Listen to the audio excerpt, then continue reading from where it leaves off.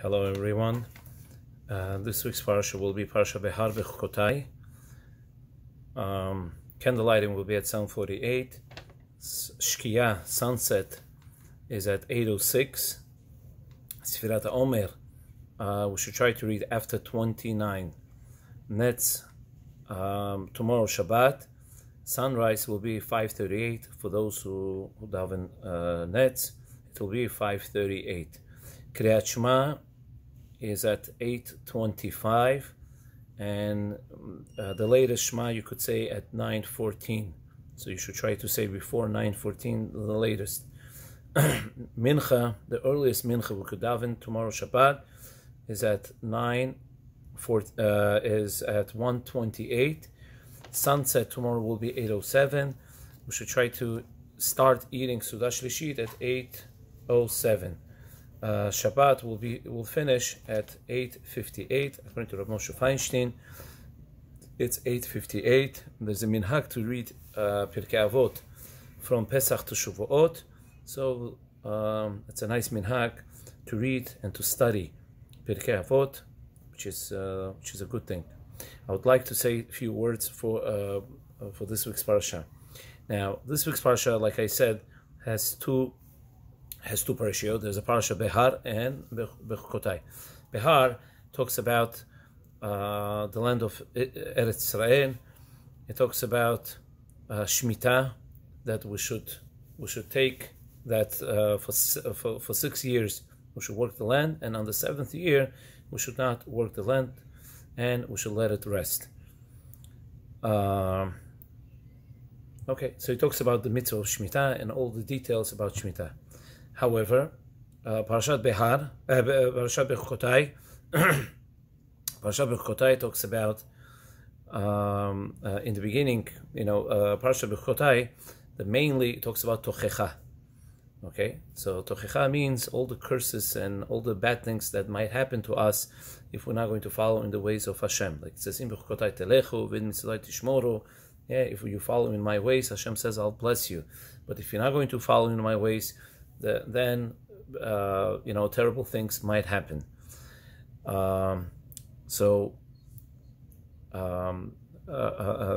a pasuk. Now each tochecha, each curse or each bad thing that says in this week's parsha, of course, is a prophecy that will happen, and Ramban brings, and he says that everything that's written in this week's parsha, it did happen. For example, like it says that I'll send boats. Hashem says that send you back to Egypt in boats. So Ramban says that this refers to enslavement of Jews under the Roman Emperor Titus. Okay. Also, it says that the pasuk says the king you appoint for yourself. Okay. The king you appoint for yourself refers to Agrippa, who was a cruel and incompetent king.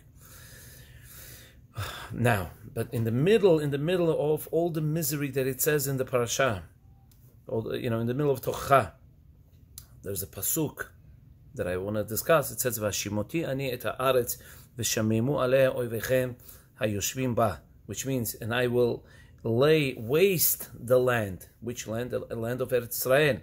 And your enemies who dwell in it will be wretched. Which means the land. Yeah, so what does it mean? So Ramban says in the middle of all these curses, this pasuk is really not a curse. This pasuk is really a nechama. This pasuk is like, you could say, like a blessing. Now, how is that a blessing? Which means Hashem says the land. Yeah, Hashem says that this land, the land of Eretz Israel, which Hashem Himself, He blessed it. It's a special land. The land that's supposed to be the best land, the best of the best. The land that flows milk and honey. The land that is really fertile land. One of the best lands. That land will be desolate, and it will be like it will be a waste. The land will be like a wasteland. It will lay waste.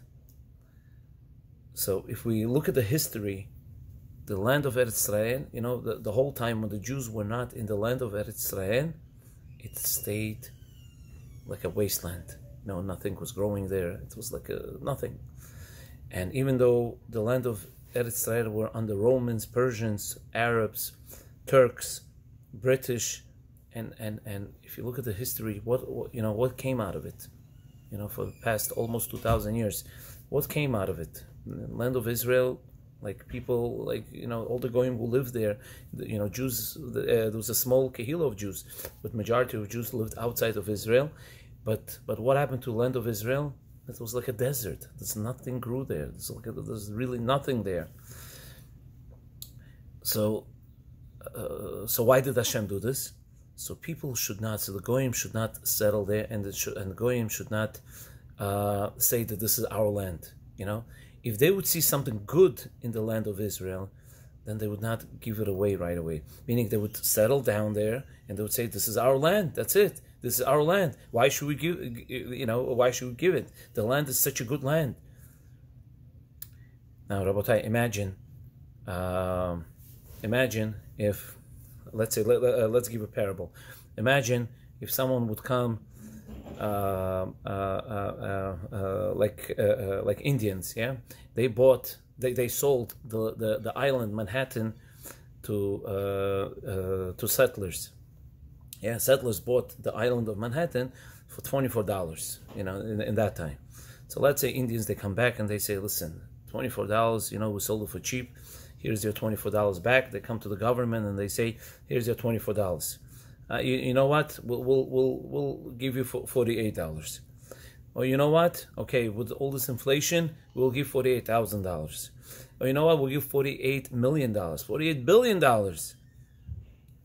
The island of Manhattan is, it has no price. The island of Manhattan has no price. Why? It has so much in it. All the businesses and and everything that's going on in Manhattan, it has no price. It's priceless. It's priceless. So imagine if Israel, if goyim would settle in Israel, yeah. Let's say there would be some goyishal government in Israel during the time when the Jews did not live in Israel. Why? Because they saw the land. It was such a good land. They would see all type of resources. They would appreciate the land. Then of course, Jews would not be able to move back to Israel. Why? They wouldn't be able to reclaim it back. So Hashem, what did Hashem do? He made it shmama. He made it desolate. He made it, there should be a waste. The land should lay waste, and nothing should grow there. If you think about it, all the lands that are around Israel, they have good resources. Yeah, they have oil. They have like Saudi Arabia has oil. All these countries, they have oil. Yeah, oil. But Israel, they never found oil. Okay, yeah, just recently after the Jews came, and after 70 years and everything.